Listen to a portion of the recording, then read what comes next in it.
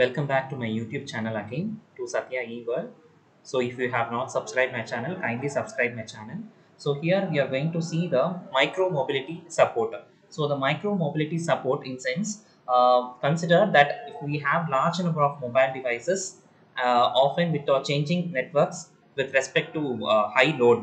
So if the load is high, automatically the network will change and home agents will also change, right? So the home agents is responsible for the networks which is generated, and it is responsible for registration and binding the messages. Okay, so the registration and binding the messages becomes very difficult in case of micro mobility. So what happens is we go for the to enhance the messages and to update the messages, we go for IP micro mobility protocols, which will be able to complement the IP mobile, which offers the fast and seamless data transfer. So fast and seamless continuous data transfer. So the continuous data transfer takes place with respect to different limited geographical applications. So the basic fundamental idea of this micro mobility concept is that frequently update generated by local changes of points where it is attached with respect to home network, and inform the foreign agent about the points where it is typically moved. And hence we go for three approaches: cellular IP, Hawaii, and hierarchical mobile IP. So cellular IP. So cellular IP in sense, we can say that cellular IP, it provides the local handovers without registering. So it provides a local handovers without registering, right? So without registering. So without registering, it provides the local handover by installing a gateway, which is called cellular IP gateway, CIPGW, cellular IP gateway.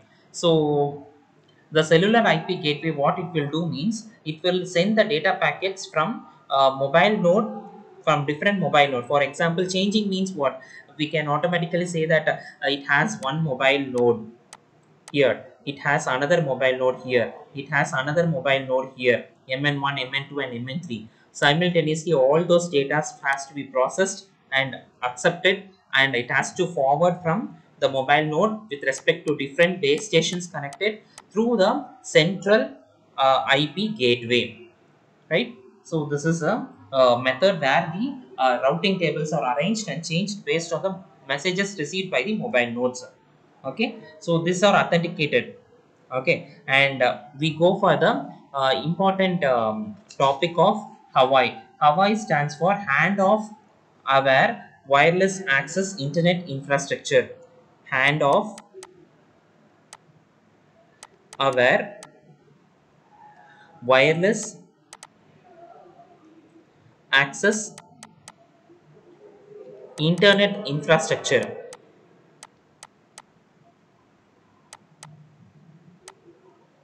So this is another mobility, micro mobility model, which is for both, same possible for both home agents as well as mobile node. So here it uses a dynamic, here the same process of the cellular IP, but here it has an advanced version that it uses a dynamic host configuration protocol server. So that alone is added over here. So here, what is advantages of using the Hawaii over the cellular IP in sense? When the handover process takes place, when the handoff takes place, it automatically routing or changes are initiated by the foreign domain infrastructure, which makes the mobile network to act more transparent with respect to sending and receiving messages, right? So another important criteria, last one, is nothing but hierarchical mobile IP, right? So this hierarchical mobile IP, which works with respect to DHCP as well as the SIP, session initiation protocol. So this we'll see in the next coming session.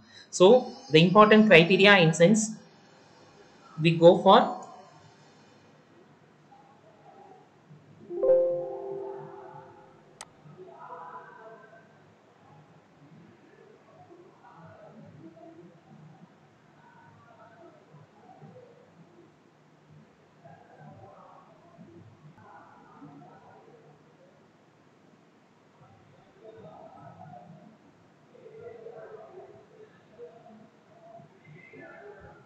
So the next is the mobile IP session initiation protocol, SIP protocol. Why this SIP protocol is used? So the SIP protocol, which is the session initiation protocol, which is with respect to the application layer, which is used for controlling the information, controlling and signaling protocol, which is for creating, modifying and terminating. Creating is establishing the new connection.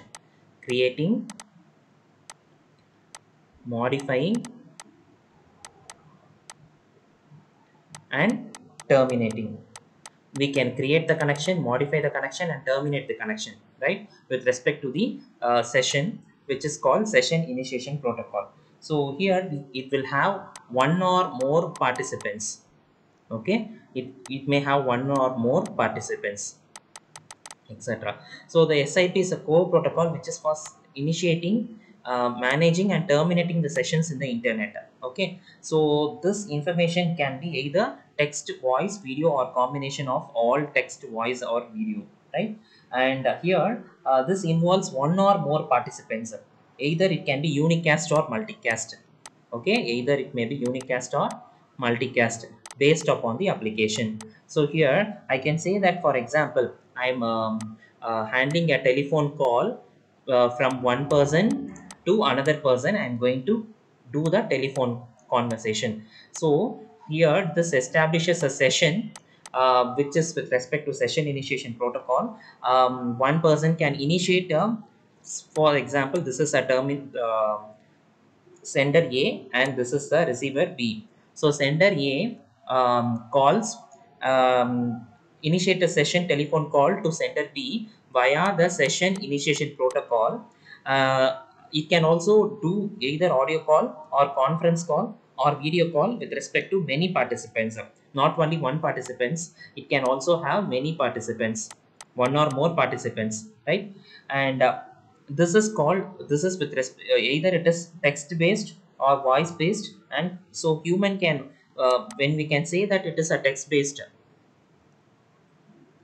so when we are saying that it is a text based in sense, once a session initiation is over and the session is also over, the normal human being, after the session over, they can able to read the SIP messages when it is passed between the endpoints in the session protocol session. So this allows user, so this allows user location, establishment of user location, mechanism for call management, and provides future negotiation. Future negotiation. So future negotiation in sense, we can say that all parties in a call can agree to the future supported among them, right? So these are the SIP entities. SIP entities, it consists of user agent, proxy agent, redirect server and registrar. So user agent in sense, we can say that he is an either it may have both applicate user agent client and user agent server. So user agent client is said to be UAC and user agent server is said to be UAS. So what is the purpose of using this UAC? UAC and UAS both are, UAC is an application that initiates a session request. Application which initiates a session request. So UAS is nothing but it is an application that contacts a user when a SIP is ready to accept and return a response on behalf of the user. Okay, so it will accept, reject or redirect. Accept, reject and redirect. Accept, rejects or redirect. Okay, next is a proxy server. The what is the usage of this proxy server is that it acts as both client and server. It also accepts a request from other clients, either corresponding to them or passing through other servers. Okay, possibility after the modification. So next is redirect server. Redirect server in sense, it accepts a request from clients and returns zero or more address. Okay, zero or more address into the clients. Unlike the proxy server, it does not initiate request. It will only, unlike a user agent, it does not do the accept or reject the calls. So next is registrar. So registrar is nothing but it accepts the register request. To accept the register request, we have a registrar. Either it may be co-located within a proxy or redirected registry. Co-located within proxy or redirected registry. And this are the SIP messages. These are the request format and this is the response format. Request format, first we'll see what is request. Request is sent from client to server.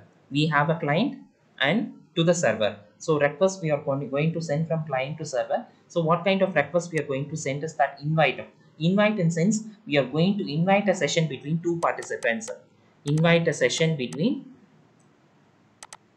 two participants. Okay. And next is acknowledger. Acknowledge means client acknowledges receiving the final message from an invite request.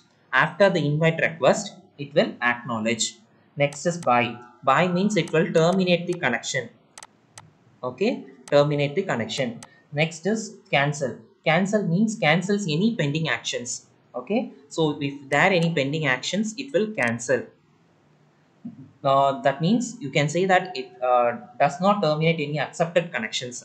Okay, only pending requests will be cancelled. Accepted connections will be done as usual. And options in sense queries the server for a list of capabilities. Queries the server for the list of capabilities.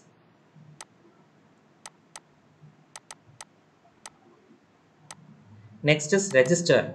So register in sense it registers the address in the to header with the server. Okay, register the address with to header with the server. Then we have info is nothing but the information. Okay, so next is responses we have sent from sender to server to the client. Success message as a response, redirection message when it is failure, forwarding message, request message when it is failure, server failure and global failure. So one is the information which is sent from the server to the client is received with 100% success. That is a success message. Redirection in sense it will redirect, that is further action needs to be taken in order to complete the request is said to be redirection. That is we can say that 1xx, 2xx, 3xx. 1xx is said to be provisional address, provisional request, when the request is received, when it is success. 2xx in sense action is successfully received, understood and acknowledged, success. Then 3xx in sense it is redirection. Okay, so it requires further action for the process to be completed. And next is nothing but 4xx. 4xx is said to be client failure or client error. So the client failure or client error contains bad syntax. What do you mean by bad syntax? That is, it cannot be fulfilled by the server. Okay. Next is 5xx. 5xx is said to be server failure. So the server failure is to fulfill an apparently valid request. Next is 6xx is said to be global failure. So the global failure means request cannot be fulfilled at any server. Okay, request cannot be fulfilled at any server. So to redirect this, we go for the session SIP role. So how to do the SIP role? SIP role takes place with respect to MGC. MGC is nothing but Media Gateway Protocol. So what is this Media Gateway Protocol? So this Media Gateway Protocol, which acts with respect to another protocol called MGCP protocol. So which is Media Gateway Control Protocol. So why we use this Media Gateway Control Protocol in sense, it has two protocols. One is said to be SGCP. SGCP is nothing but Simple Gateway Control Protocol. Simple Gateway Control Protocol. Okay, and another one which is said to be IPDC. IPDC in sense it is said to be Internet Protocol Device Control. IP is Internet Protocol. DC stands for Device Control. Okay, so device control. So this will do the call controlling, then response for the connection, and which is we have master and slave manner connection. Master, it will transmit the data. Slaves will be receiving and executing the commands sent by the master. Okay, so with respect to master and slave. So here, which acts with respect to the public switch telephone network is PSTN, and mobile gateway and media gateway, which has a RTP. RTP is a register transfer protocol which works with respect to mobile, that is media gateway. So when the MGCP does not compete with other challenging signaling protocols, that is which is with respect to IP telecommunication, that is SIP and IP telecommunication, IPTEL. So these two are the well-known signaling protocols. So signaling protocols in sense which is able to either allow or either able to reject.